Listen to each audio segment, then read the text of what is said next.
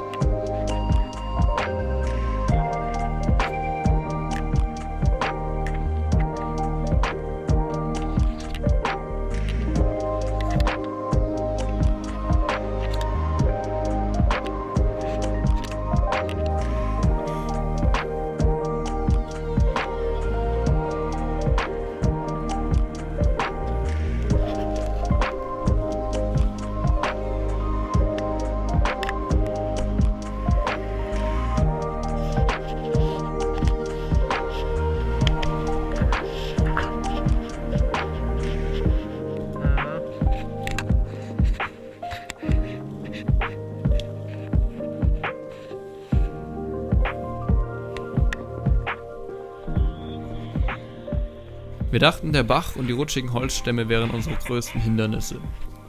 Doch nachdem wir die Auffahrt der B45 überquert haben, standen wir vor einem ganz neuen Problem. Das ist eine Sackgasse. Dass wir beim Ausweichen des Dickichts unserer eigentlich geplanten Linie wieder näher kamen, wussten wir natürlich nicht, weil es die ja nicht auf dem GPS angezeigt wurde. Nur 400 Meter weiter standen wir erneut vor einer Wand aus Schilf, die unmöglich zu durchdringen war. Außen rum zu gehen war schon wieder die einzige Option. Nach 15 Kilometern waren wir mit unseren Kräften fast am Ende, sodass wir auf Google Maps nach einem potenziellen Schlafplatz geschaut haben. Nach einem letzten Kilometer querfeldein konnte endlich das Zelt ausgepackt werden. Für die GPS-Umstände konnten wir von einem erfolgreichen ersten Tag sprechen und waren gespannt, ob wir es am nächsten Tag bis nach Darmstadt schaffen würden. Das Wetter am zweiten Tag sah auf jeden Fall schon mal besser aus als am ersten, zumindest morgens.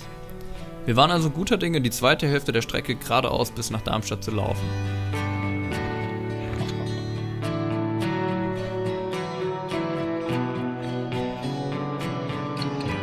Frisch gestärkt sind wir die ersten 3 Kilometer abgelaufen, bis wir das erste Mal über Schienen mussten.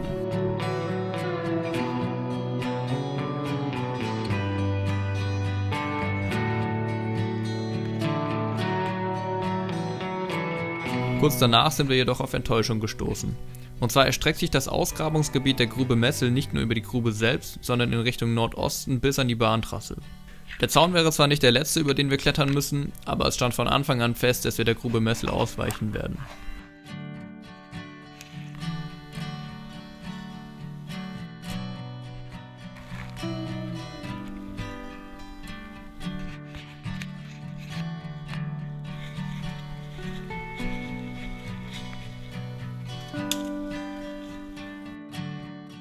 Kaum ging es wieder gut voran, hat es auch wieder angefangen zu regnen. Oh, Alter. Außerdem haben auch mal wieder ein paar Hindernisse auf uns gewartet.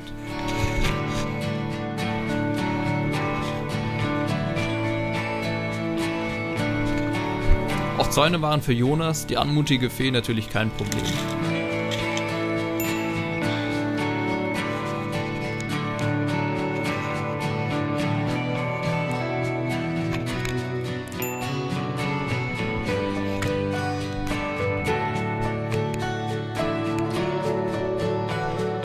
Nachdem der Akku des GPS-Geräts 5 Kilometer vom Ziel den Geist aufgegeben hat, mussten wir mit dem Handy improvisieren.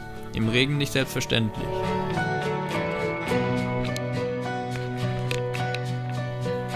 So kurz vom Ziel zu sein, hat uns das Tempo nochmal ordentlich anziehen lassen, sodass wir schon bald das Oberfeld, quasi unseren Zieleinlauf, erreicht haben.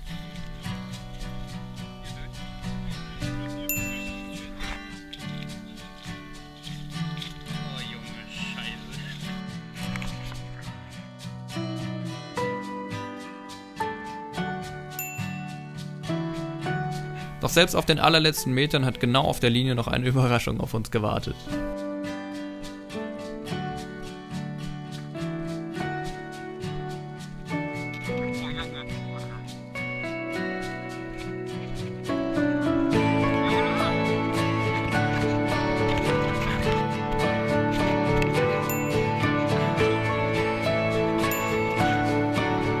Nach 30 Kilometern mehr oder weniger auf einer geraden Linie haben wir endlich Darmstadt erreicht.